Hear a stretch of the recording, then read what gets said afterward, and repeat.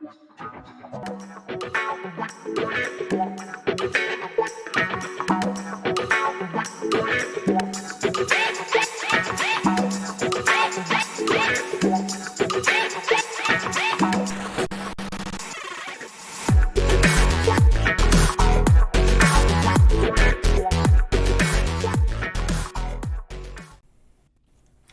afternoon. The guitar shop is officially open.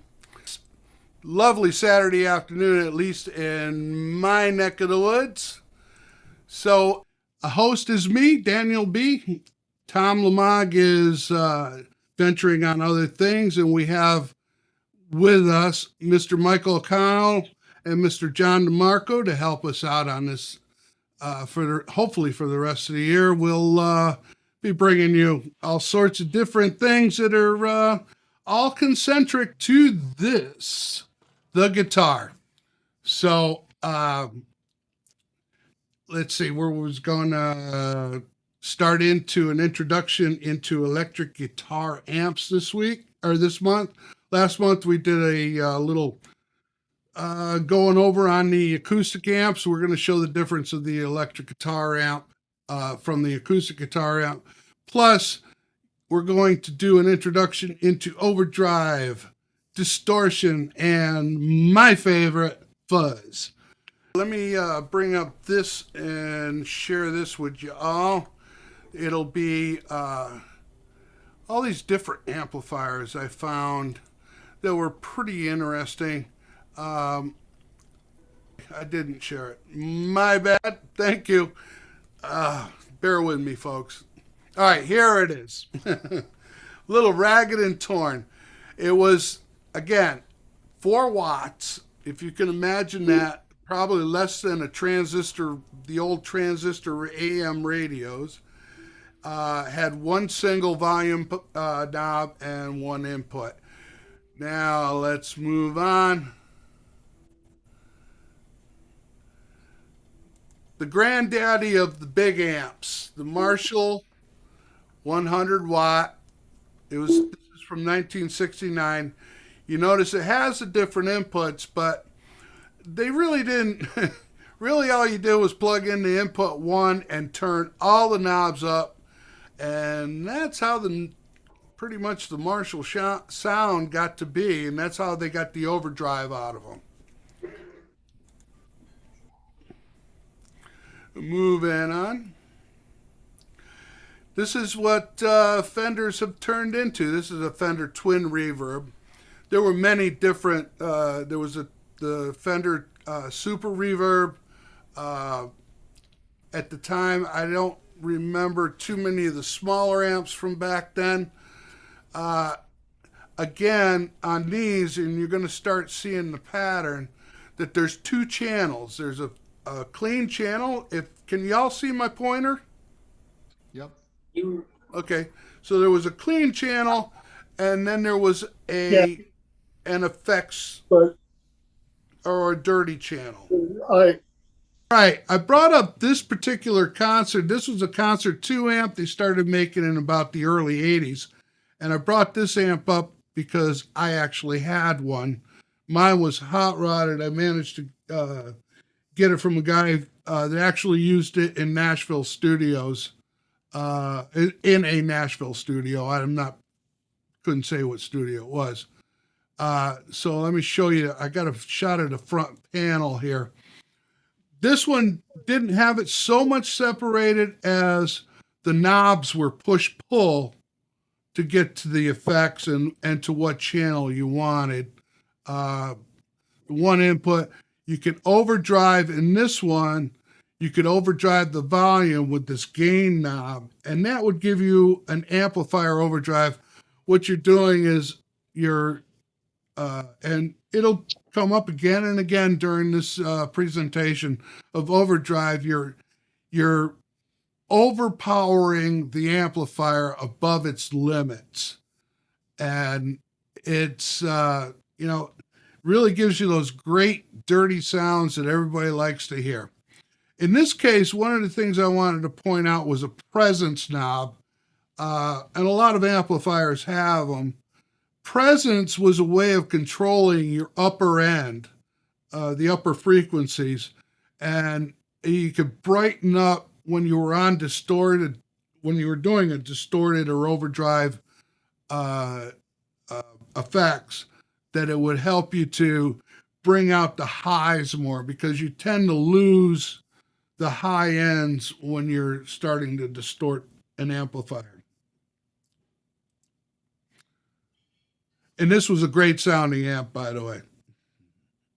All right, these are just some slides of the PV offerings back in the day.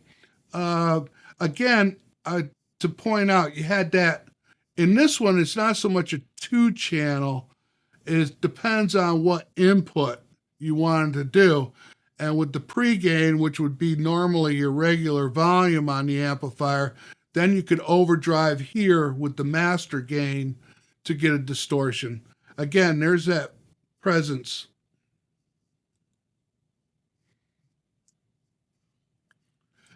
Okay, and this is, I brought this one out in particular to show that they can throw different effects into an amplifier. And this is the Fender Jazz, or the Roland Jazz Chorus.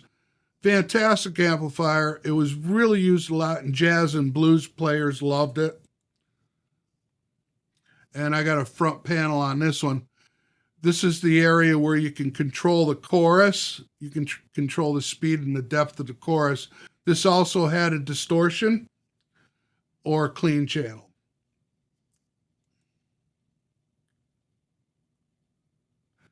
And this is my favorite amp. I actually have this amp. This is not a picture of mine, but it is. I have this amplifier, the Marshall JCM Dual Super Lead 100 watt amplifier head. Now this one, you know, these, when you see the heads, you actually have to have a set of cabinet speakers with it. Most times it's a 412 cabinet in order to handle the power that it's putting out.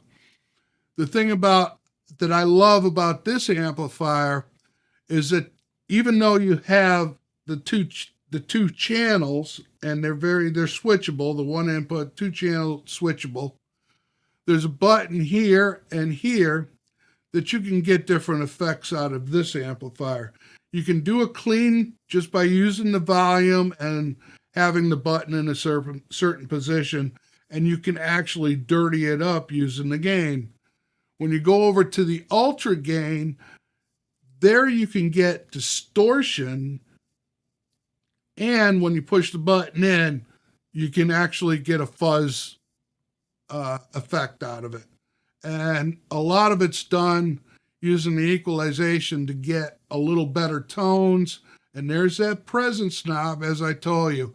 Very much a feature on a lot of electric guitar amps. And that brings me to the end of that.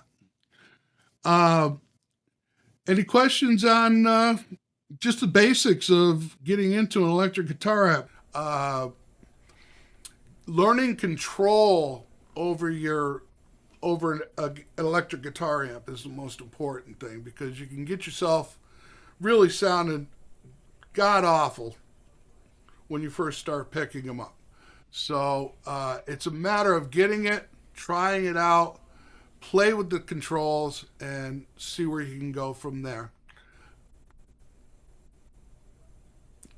Questions? Comments? All right. So now, where we have from Seattle, Washington, with his little Hawaii-looking background. I love that thing, Mike. You're muted right now, Mike. I know, I was yelling at my dog. Oh, okay, yeah. He's trying to get in on the act here. I'm sorry. Oh, gotta love it.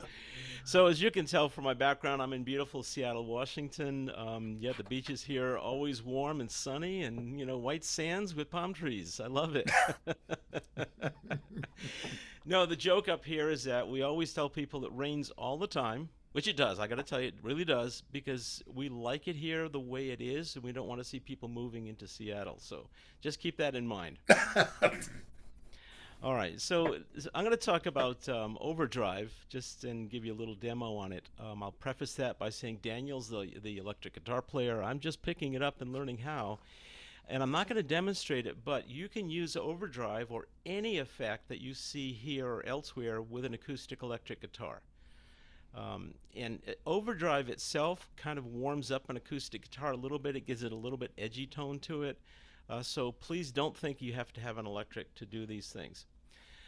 So what is overdrive? It's when you basically pushing the signal, the size of that signal, that wave that goes through the wires.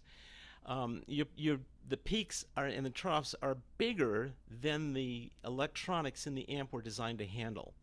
So in a tube amp, essentially you're pushing it and you're kind of breaking down the tube's functionality to the point where you get this crunchy sound. And overdrive tends to sound warm. A lot of guitar players play it warm like that. You know, the Who, right? You Won't Get Fooled Again. You know, Johnny Be Good, right? You'll get this beautiful tone out of it. And it takes you from the world of clean tone into just a little bit more flavor, or a lot more flavor, depending upon what you want to do with it. So I will say that there are a lot of, you're going to see my software rig, and you'll see, some hardware pedals here. But does anybody know how they got the sort of distortion in the song "You Really Got Me"? Anybody know this that I haven't said it to already? All right. So so Dave Davies of the Kinks literally took a razor blade and put slits in the speaker to get that ragged sound out of "You Really Got Me." So this could be really low tech if you have a bunch of extra speakers to hang on to, you can use. All right. So I'm going to go ahead and put this headset on, because that way I can hear my guitar without it feedbacking into the mic here. And let's just make sure that I'm going to share. I got musician sound on. Okay, first let's make sure you can hear the guitar. Well, let's put some volume. Okay, and I'm going to crank it up a bit more. And then let me go and share my software pedal rig with you. Okay, so you can see here it's got a little GTR Stomp 6 on the bottom. This is playing within MainStage, which is a performing piece of software that runs on Apple. And I've got, if you can see this, I've got a gate on the left, which is a noise gate, so I don't get any fuzz or hum, coming through, until I stem my guitar. I won't talk about what a compressor does. I think we will do that at some point, but it evens out the tone in general. Here's my overdrive pedal. I'll click on that. You'll see the light come on and off. I've got a doubler pedal, which basically adds a second set of sound. It's like plucking two strings instead of one. Nice effect. Chorus and a reverb. I'm going to leave all of those off except for my gate. I'll leave that on, and my compressor. And look at the overdrive pedal. So it has, if you notice here, 3 knobs. This is a pretty straightforward overdrive pedal. It's got tone, drive, and level. Tone really is, do you want more bassy tones, or do you want more treble tones, or mids out of the overdrive sound? Drive is how much do you want to push, if we're talking about a tube amp, mimicking a tube amp, how much do you want to push that signal beyond the capability of your tube amp? And then how loud do you want it to be on the level side? So I'm going to go ahead and make sure my guitar is, you're not seeing what I'm doing, but I'm playing with a fader. So that's a clean electric guitar sound. All right, and so let's say I'm playing in. I'll just kind of throw these couple of things on here. Let's say I'm playing in. Right, everybody hurts, right? Let me get my headset string off my guitar. I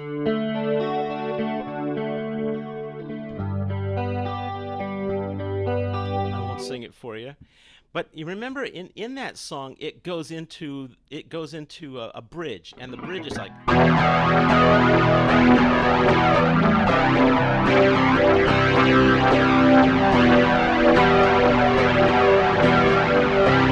right there you go. That's overdrive.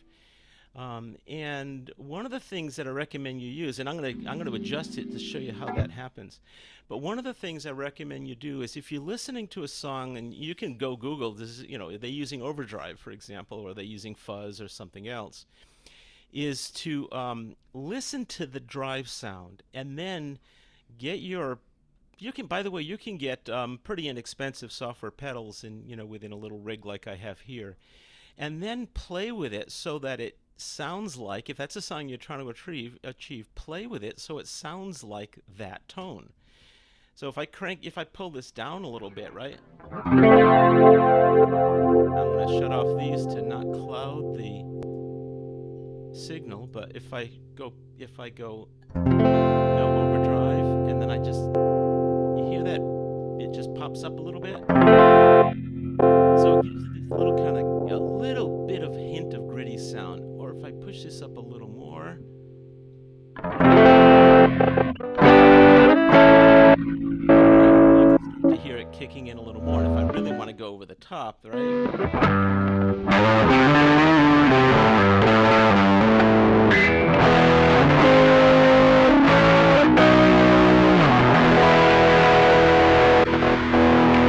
Then I can crank it all and get that really gritty tone out of it. So that's the essence of overdrive. I will mention something else. I said you can use this on acoustic. You don't don't try to tune your acoustic into an electric, obviously, but you can use it at lower settings to get if you want to play that, for example, Everybody Hurts on an acoustic. Then you can boost you can kick your overdrive in a little bit higher because that's the way the song is played. But the other thing I'll mention is that, and this is just a segue into software rigs, is that all of these controls that you see here I can use what I call a MIDI controller to turn them on or off or adjust them. And without getting into too much detail, the MIDI controller that I use is not the typical keyboard with all the knobs and faders, but it's actually a pedal that sits on the floor, and mine has 6 buttons, right? Foot switches. And so if I wanted to enable one of the foot switches to turn on my overdrive, I would just right click this little, the foot switch here, and I would click learn. I would push the button or the foot switch on my MIDI pedal, and it would then link that button to that overdrive on and off. There's also something called an expression pedal. I could link, which looks like a volume pedal, but it's really controlling whatever you'd like. It's MIDI, so right. It's a software language. Whatever you want to control. So I could click this, and I could say learn, and I could associate this with what looks like the volume pedal, right, or my expression pedal. And then as I push forward on the expression pedal, push down on the toe, it would increase the drive. As I push back on the heel, it would decrease the drive as well. So I've gone from pedals, which I have a box of, hardware pedals with the wires, cables, and power supplies, all the way into software, and I'm not going back. I will just tell you. But if you want to try some of these things out, it's a lot more flexible and typically a lot cheaper to get it in software on a powerful enough computer than it is to try doing it by buying pedals all over the place or going to your guitar store and plugging in pedals and then figuring out which 10 you want, because you want all those sounds, right?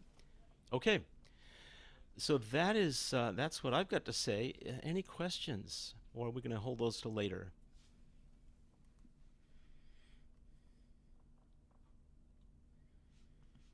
Nope, we're good. All right. Okay.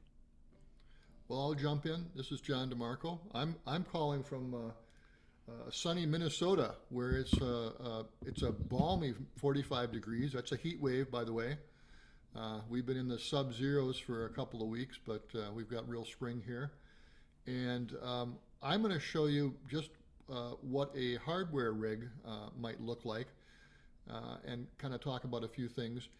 First off, let me just share a slide here. I think you can all see it. You know, we've been talking about overdrive with Mike, and I'm going to talk about distortion a little bit, and then we're going to go back to Daniel B. and talk about fuzz. Here's from Guitar Player Magazine some definitions that I picked up of what overdrive, distortion, and fuzz is. And to me, the way I think of it, the easy way at this is just to think about the fact that overdrive is sort of a subtle kind of an effect, right? It gives you a nice, you know, that overdriven effect of a rock and roll amplifier from the 50s and 60s and 70s. Distortion now is getting a little bit more gritty with more overtones, and it's really, and it adds some sustain, and we'll talk a little bit about that in a minute, why and how. And then, you know, it's sort of like overdrive, only it's a little bit more on steroids, where it's creating more harmonics. And the thing here is that you can get it to the point where it is unrecognizable. In fact, for those of you who are maybe learning or already know about power chords, one of the reasons power chords are so effective in music and rock and roll and metal, etc., is the fact that you're playing less strings, and therefore you don't get the nasty sort of sounds as much as you would if you were playing like a full bar chord or something. And then fuzz is to me is something that I've not had a lot of experience with, but I would just say that it's a type of distortion, but it gets even more overtones. And I know that Daniel B. is going to show that to you in a few minutes. So that's kind of my overview of what the different things here are. Now I'm going to real quick here switch cameras, and I'm going to show you what a hardware rig might look like. And the first thing you'll see is it's a rat's nest, right? There's a lot of cords. So every one of these pedals has got a power cord. They're daisy chained into each other. In the case of what you saw with Michael, it automatically assumes if you put a pedal next to the next pedal in the software that you want to connect them up to each other. Here I actually have to use you know, these cords to basically connect things. And so I'll just mention a couple things here. So at the very beginning of the chain, and I think I might have to tip my camera just a little bit, I've got at the very tip there on the right, this little black box. I think this is indispensable if you're using any kind of pedals. You need to have a tuner, and there's two reasons. One is obviously you can tune your guitar, right? But the second part of it is if everything goes haywire and goes wrong, you can step on this stomp and it turns off all the signal that's going to your amplifier. So if things just get out of hand, you can stomp that and you get instant quiet.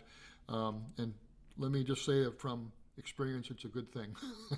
The next one in line here is a compressor, and you'll notice that it's at the beginning of the chain. And by the way, the chain is going this way. So the signal from my guitar is going into the tuner, then into the compressor, then into this Ibanez tube screamer, and then into this DoD attacker, and then finally to the golden cello and into this noise gate. And we're going to demonstrate these three pedals in just a second here. And we'll talk about the compressor, but the noise gate really is doing nothing but protecting the signal that I'm assuming you guys can hear the hum. Yep.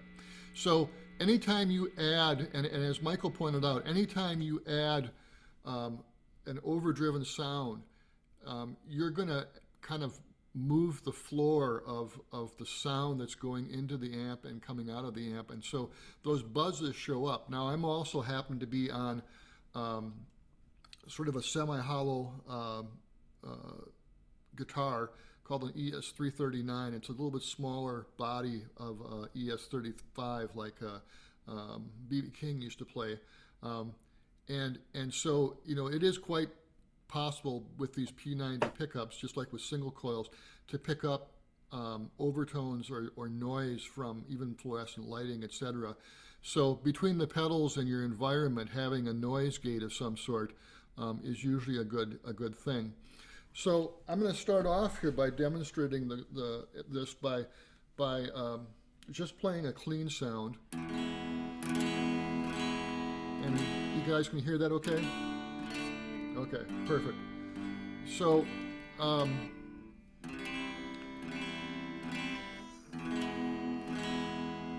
so that's with no effects on whatsoever. And then, as Michael showed, when he turned on his overdrive, this happens to be an Ibanez TS9, and the tube screamers is what they're called. There's a whole bunch of those out there of different vintage, and when I turn that on, you'll hear it. You'll hear that it gets a little bit, rougher sound.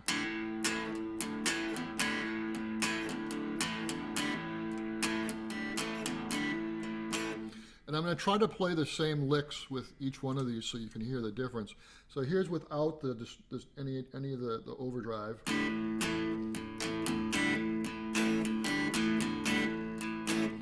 Here's with the tube screamer.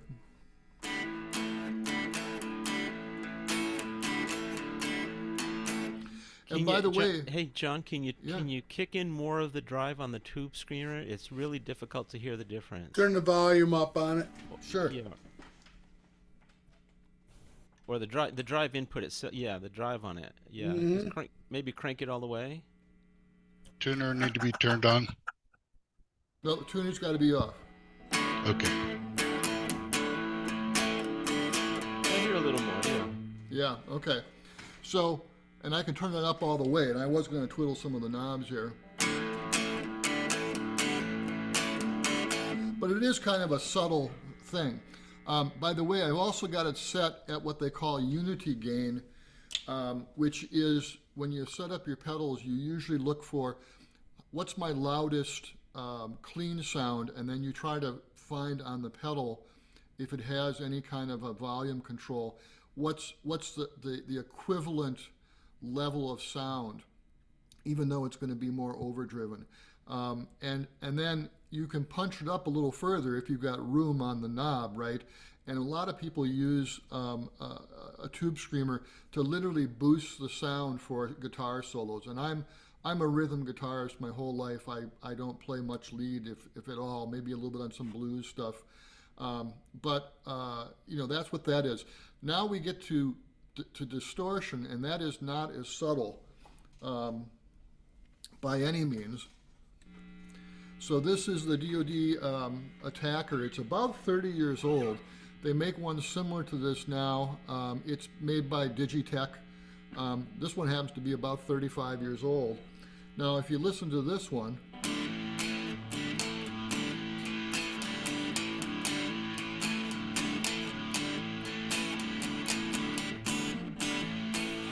hopefully you can hear that it's got a lot more flavor to it. Now, interestingly enough, it's got more noise. And that's where this noise gate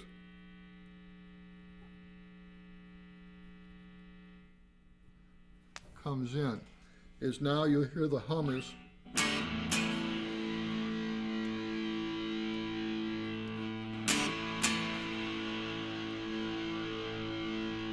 The other thing you can hear it is there's a lot more sustain going on.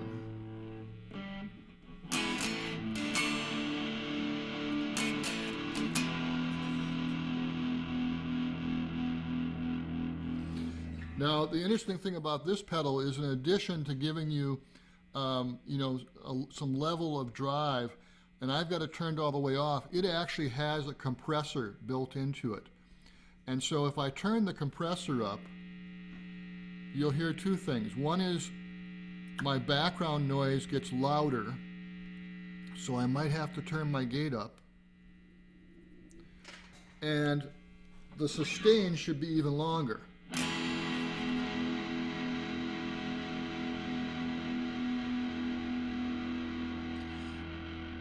So what a compressor does, and we'll probably spend some time talking about compressors for both voice and for guitars in the future.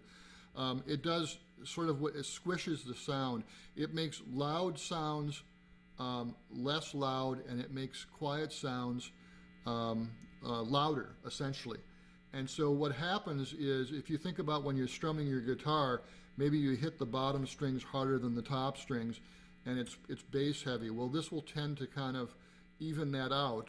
And then the other thing it'll do is it'll add more sustain to the signal, because anything that's a quiet sound gets louder.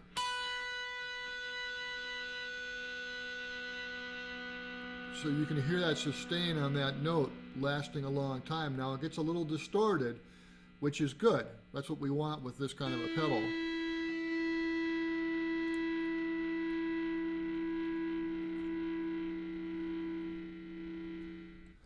So now I'm going to move to the next one, which is called the Mad Professor.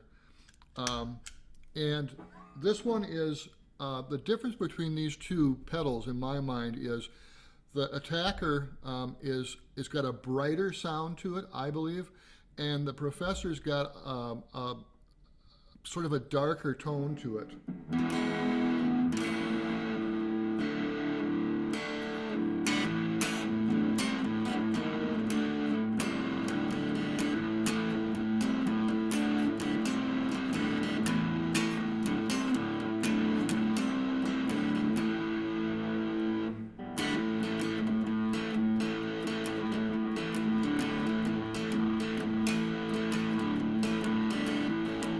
Now, the other thing that I like about the Golden Professor is not only can I turn up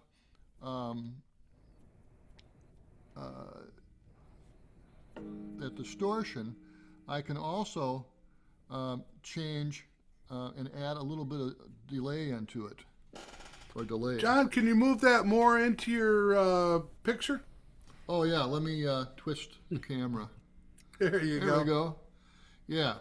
So now you'll hear that there's a little bit of an echo.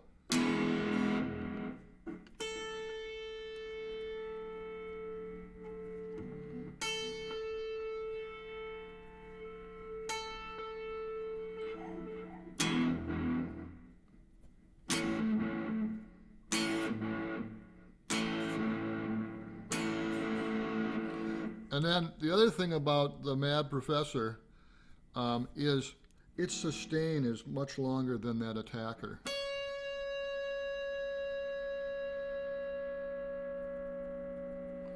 And of course, that background hum will get in there, and the way you get away from that is by muting those strings.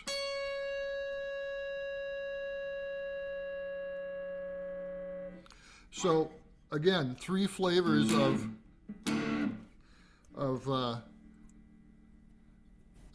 distortion, and you go from subtle to not so subtle. So here's the clean sound.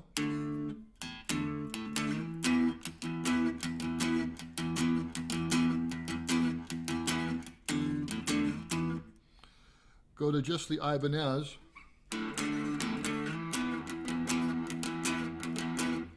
Okay, you get a little flavor. Go to the Attacker.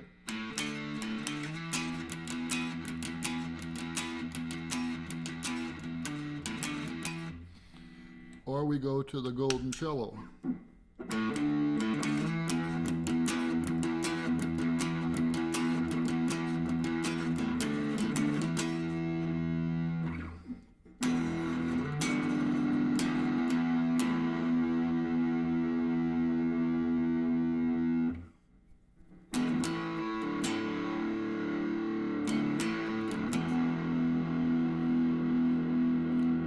Nothing like a low E chord. So that's my little presentation. Any questions? Did I confuse anybody? I hope not. Fantastic job, Sean. Oh, there we go. Okay, let me get us back to a gallery view. Here we are. Hi. So far, we've got the Overdrive, little subtle, a little dirty. Nothing that's going to be like a Black Sabbath sound. Again, going to the overdrive, which is used very much commonly to boost those upper tones. You can get more sustain and, the sound of rock and roll. But I've got the granddaddy stuff. I got the heavy metal sound that you're gonna really want. So let me share this with y'all first. Give you a little history on how fuzz started. And so y'all can see this okay? Yep. All right, fantastic. This one here, this is the Maestro Fuzz Tone. This is like the first one that was ever done. It had volume and attack. I guess attack would be kind of self-explanatory. The more you put it up, the more attack it had. From the Maestro, we came into, and it's coming, the fuzz face. This fuzz face here actually was used by Jimi Hendrix. Can you tell? It was made by Igor Arbitrator. And the circuitry had problems because for some reason they kept overheating. So this, as he went on, he was trying to make the improvements, and finally with Jimi Hendrix, his guitar tech, Roger Mayer, came up with ways to mess around with some of the circuitry. It's very simple in there. It's a couple of transistors, a couple of resistors, and a capacitor. But still, again, they used to go through a bunch of these.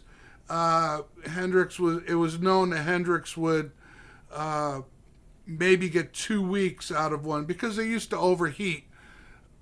One of the other things too, how it got that round shape was kind of interesting because originally Arbiter used a mic stand bottom for the original fuzz face that he built in his own shop.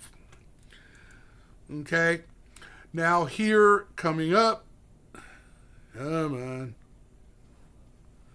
who made these slides up? This is the fuzz face now. Well, let me go back. This is the fuzz face now. This is made by Dunlop. It is very stable.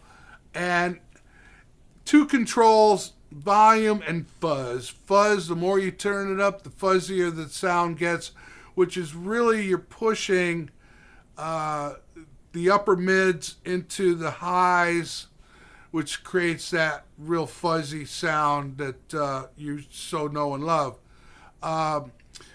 Consider fuzz is kind of interesting, is you've reached the headroom and then you're pushing it through the upper frequencies, and so it's more like a square wave when you're looking at it, if you were looking at it in an oscilloscope. And that's how that sound is created, because it's bringing those highs up and then dropping them, high up and dropping them. So it's kind of, any of you electronic geeks, that's the way it was done.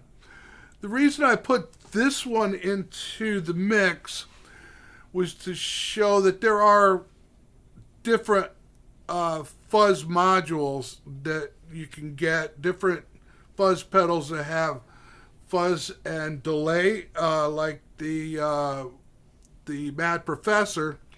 You can have fuzz, and this is an octave, has an octaver. It probably goes up 1 full octave to double along with it. You got a blend knob and to the octave. Come along. And these are some of the other different offerings that are out there. The Stone Burner was pretty popular back in and still is. Don't see it used too much, other than probably in club mixes and stuff. I don't know. I've not seen it in many professional lineups on their pedal boards. But I've tried these out at one time. They're really fun to play with. The Boss Fuzz, which was one of the, this was used quite common. This was quite common back. It still is today. The FC5. There are variations of them again now. Really controllable. The nice thing with this is it had an intensity. And come on. There we go. Okay, this is just another one. This is the newer version of the FZ5. All right, the MXR came out with the Super Badass, which was really a lot of fun. It had a variable variac fuzz. I still don't understand how that worked, but it had a gain that you could actually, I mean, fuzz above fuzz, if that's possible. It's like the 11 knob. And here is the one and only, the star of all fuzzes, the Big Muff Pie. I had one of these. I wish I still had it back now. They were very adjustable. I love the sustain on them. These things were powerful. You could adjust your tones. It gave you better harmonic balance when you were, like John had mentioned, if you're playing a full chord, you can start to lose some of your harmonic frequencies and not have those, that the tones would be just trampled on by the lower tones. In this, with the Big Muff, they challenged all that and overcame it, and so you were able to really push those upper end where you wanted to have the upper end tones. And that's it for that. Okay, so what I've got today, and as you can see in my picture to the that way, is a Big Muff Pie. This is the Big Muff Pie Wicker, and what it does is it actually has some better tone control. Fun to play with. Right now I just have it set when I turn it on to the classic Big Muff sound. And I'm playing through today mine. I've got a Fernandez Pro Revolver with humbucking pickups, so I don't have to worry about too much noise, I hope. We'll find out, right? There we go. You guys can hear that okay?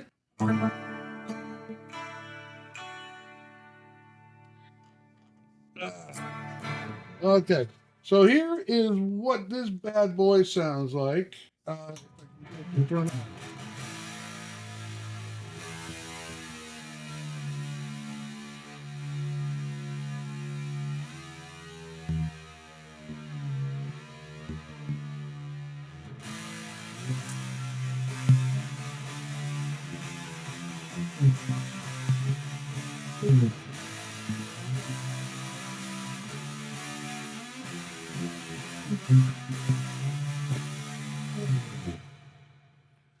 Fuzz. That's all I can say. It's you can definitely hear the power that is behind how they're boosting those upper frequencies, so that and then the gain that goes along with that.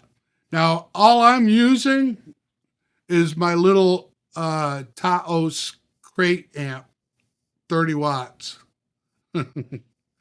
So it can really you can use it on any amplifier. and just have a ball with it. Any questions? No? Okay, well, gentlemen and lady, we're Miss Amanda. This is, I guess we're presenting what we can. If there's any questions as to electric guitar amps in general, getting started with them, or if you have questions because you've been using them and you have some issues, we're here to help you answer those questions. And the floor is open. Everybody unmute yourself and comments. Hey, Daniel, this is Dan. Yes, sir. Hey, I got a question. I don't know much about any of this stuff, so this is all new to me and great stuff. That's why we're here. So I do have a question. Back when you were talking about the fuzz face, you said something about octave. Does that automatically boost give you an octave? Oh, that one, yeah, it's got an octaver in it, an octave, yeah, and that's what it does. Yeah, it steps up, so you're playing both. Okay. So you can hear yourself playing both. It'll play the at the root octave that you're playing, plus it'll also stack a second octave, kind of like a 12 string. Okay. Because that's how a 12 string basically is. You're setting up. But with a 12 string, it's because of the way the strings are made. When you're starting to work with an octave pedal, an octave, any kind of I keep saying octaver or Octavia. They had different names for some of these effects. And even some of them will, when you can get into harmonizing, there's voice harmonizers and things like that. But that's what it's doing. It's actually taking that signal that's going in and then bringing it up to the next octave. Okay. Thank you. Yeah, I want to mention that there are some with adjustables, so you can bring it up a fifth, a seventh, right, or right, Yeah. just turn the knob and get the sound you're looking for. Anybody else? Yeah, I got a question. Yes, sir. Yeah, I'm kind of new to the electric world, That's why we're here. kind of new to guitars. I've got a Spark 2 and a Spark Live amp, and I've got the software that similar to what was being played on the Apple was actually connected through my phone. Mm-hmm. Called And Bluetooth control, which is lovely. And Mr. Jay up there in the corner, he's got one right behind him. He's got a Spark too. I'm kind of impressed with the ability of that software. Isn't it crazy? And it breaks down songs into chords and everything. Mm-hmm. So just wondering if anybody had any thoughts on that Spark system. Oh, you know who is the biggest fan of Spark is Mr. Paul Lilly. He's got 3 of them now. Paul is swearing by those Spark. It's, this is one of the great things. I was wondering if there was ever going to be a threshold of this is all we have now. Or, like just an amplifier, some guitar effects. And I thought when modeling amps came out, I was going like, wow, this is great. I don't have to worry about having a whole slew of effects pedals in front of me. All I got to do is set it up on my amplifier and there we go. But then DAW started coming out I think DAW and modeling amps are around the same time. Do you guys agree, Mike, John? Well, I think DAW is from the last maybe 20 years. Before that, I used to use something called Cakewalk. Yeah. That was a sequencer, and that was something that was strictly with keyboard. You really couldn't hook a guitar into it and Right. do anything. Yeah, I was going to say I love all my stomp boxes, but I carry fewer and fewer of them when I go to play with some friends, and I'm just waiting for the day I show up with a MacBook and they all rib me because I didn't bring any pedals, but I brought a computer. Um, I also do. I haven't bought a Spark yet, but I do. I'm really enamored of the whole idea, especially the size of them. Right? They're very small, and you can get them with. I think the big one is 40 watts or something like that. Yep. So, and maybe that's one thing we didn't talk about when we talked about amps is, um, you know, unless you're a working professional, and maybe even if you are a working professional, the days of like arena rock where you had to have these super huge amps are kind of gone, right? Because with a modeling amp, you can patch it into a mixing board with a that little amp I was playing. It's a Fender. It's 7 watts, and I had it on 1.5. Okay, and it's a 7 watt amp, and I always remember that Layla was played on a 5 watt amp, Fender Champ, right? So when you dime those things, you really get a lot of sound. So my little 7 watt amp, I play with a bass player and another guitarist and a drummer, and yeah, I got to put it up to 9 or 10, okay. But I can be heard above that, in somebody's basement or at the rec center. So you don't, the days of buying these huge amplifiers. I think, especially with digital, um, it's really fun, and the price point is where we can get into it now too, right? That's the big thing. Add a little bit to You that. start, you start talking about amp or buying effects versus buying a package. The savings is unbelievable because you can, some of these effects you can start putting out $300-400 a whack for a foot pedal, Right. where you can get for $300-400 a whole bundle that's got everything. Mike, you're unmuted, or you're Hang on a muted. minute. I was There you just go. There going you to go. say, you look I at see you shaking your head. What do you think? Yeah, I'm agreeing with you. Absolutely. No, what I wanted to say is, remember that Fender one knob amp you showed at the beginning? So we have gone all the way from that to if I can model any amp and any speaker cabinet, I can model the mic placement on my cabinets, right? Which mics I'm using, all in software, and then I run it out to a PA or a mixing board, and I wouldn't say it's going to sound exactly like that setup that, let's say, Hendrix used, but I can model it, and I can get it pretty close. And that's what's exciting about both on computer software or in modeling amp soft, which is really firmware running in a modeling amp, is that we are pushing the envelope so far on terms of what's capable coming from a small device that it's just mind blowing. I can play my electric or acoustic guitar and have an orchestra coming out the other end. Um, that's mind. You hear some of these songs, these acoustic songs, especially where you have some violins in the background.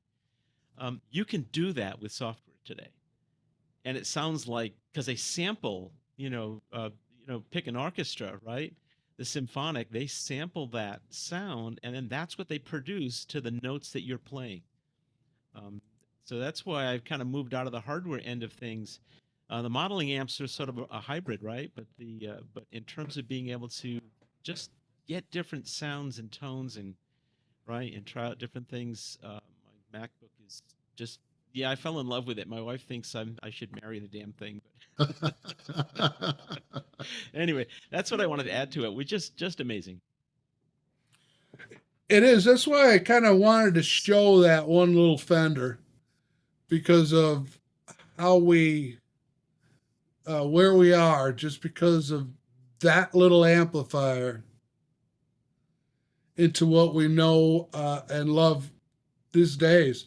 And the trend is going to digital based performances. They're, it, you know, you can have a MIDI board in front of you programmed and everything's right there. And you hit one button and there's your sound. You hit another button, there's a sound for that next song or sound that you want forever. It's just like you said, pushing the envelope beyond. Yeah, absolutely. Yeah, I mean, there are hugely popular bands who've got all the software now. They've even abandoned racks, right, where you had the module in the rack, um, right, and they've gone to racked software racks at this Right. point. Oh, it is so flexible, easy to adjust, easy to control, and portable. Yeah, that's the big one. You don't need the big crew anymore, right? It's got to be a hell of a lot cooler to work with too. Yeah, it is. It's a learning curve. It's a learning curve, and I've been spending. Not so much of that heat, boy. I remember having a back line where the heat, you could feel the heat coming off of them back line. Yeah, the lights in the You front, know? the heat in the back. But I've got a pedal board that has basically three things. One is it's got an audio interface that, I've wired the pedal board, so I plug my guitar into one end of the pedal board. It runs through the audio interface. My mic goes through the audio interface. And then it goes from there into my MacBook, which sits on my pedal board closed like a clamshell. And then out of the pedal board comes everything. And then I have my iPad, which has the mixer on it. So I just simply slide my fingers around on my iPad. That's my control device. And I have my MIDI controller in the foot switch, right, which is also on my pedal board. That's the third component. That's it. And in that MacBook, I have any guitar rig I want. At any guitar rig I want. And so maybe Right. someday we can give an introduction to software guitar rigs and MIDI. That would be cool. We'll So there do you that. go. There you go. We will do that for sure because we need to, just presenting the trend, staying up with it is definitely what the guitar shop is all about. So anyway, gentlemen, the whole aspect of going into a guitar shop is going in and trying out everything you want to try out. Most, as I say always, most guitar shop employees are eager to help. They'll let you try things out. And, before you buy, try. Don't just pick something up off a line. This is the one of the things I advise when you're buying equipment. Always try it somewhere before you do it. Now, the great thing about using software base is that you can try it out right there in front of you. A lot of them, and am I mistaken, Mike? A lot of them are free, or you have a free trial. Or there are free trials. I'm going to plug Sweetwater Sounds or Music here. Huge online and hard store presence. You can try it. If you don't like it, they'll pay for the shipping for you to ship it back. Right. Well, those are really good guys. You could probably get the same deal out of Guitar Center or something like that online. So if you really want to try the hardware pedal, that's one way of doing it. But yeah, you can get trials of all the software. I do recommend that if you're serious about it, that you buy the software rigs, the software. Sorry about that. devices. That's okay. That's okay because if you just, if you can try them out by renting the whole, for like $20 a month, you can get all of Wave's everything they have. It's a ton of stuff. But what happens is if you ever decide that you don't want to pay that subscription anymore, you lose it all. All right. And so if you haven't recorded the song to file, you go back into your DAW and you've expired your subscription. You can't use it. It will simply say you can't use this anymore. So I tried out the subscription model to try things out for a few months, and then I decided I'm just buying packages that I want.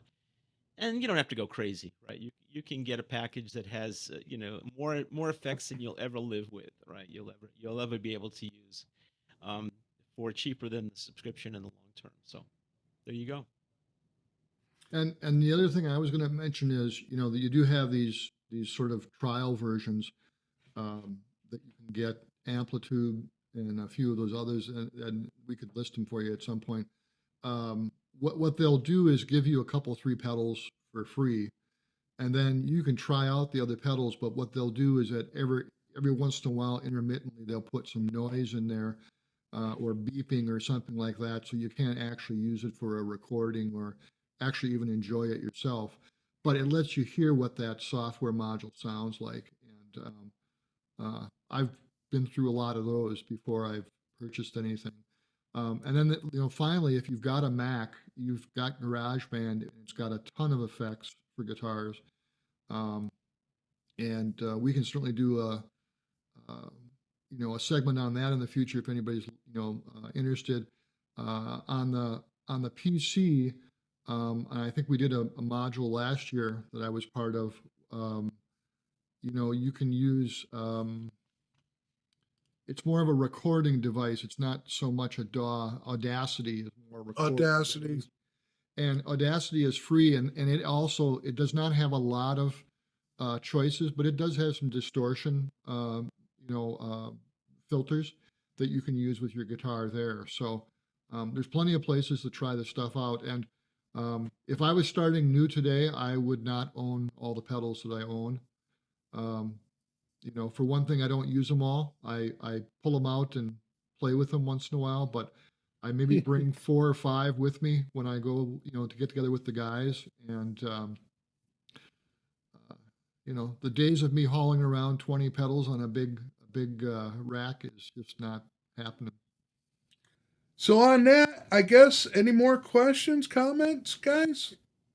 Well, thank you guys for staying around. This will be mixed up and blended, and we're going to put this to you channel for anybody else that, if you want to spread the word about that, it'll be on the G4V YouTube channel. Bear in mind that there's the program with the songwriters. I highly encourage everyone to get involved with that. I'm doing it myself because while I've written, I really need some discipline, and this is what's going to happen with that. So there's some great stuff coming up. The Guitar Brigade is still going on. We've got a great thing to take advantage of with the Cav Arts programs, and I encourage spread the word. Let's get more people involved. And on that, I'm going to leave you guys with one more little note here. And, there's one thing that you have to be mindful of when you're using an electric guitar amp. And that's when you plug it in and when you unplug it. You have a standby switch or you have an on-off switch. When you're plugging in, you're usually not on, so everybody doesn't think about it. But when you do not remember to unplug or shut down before you unplug, this young man is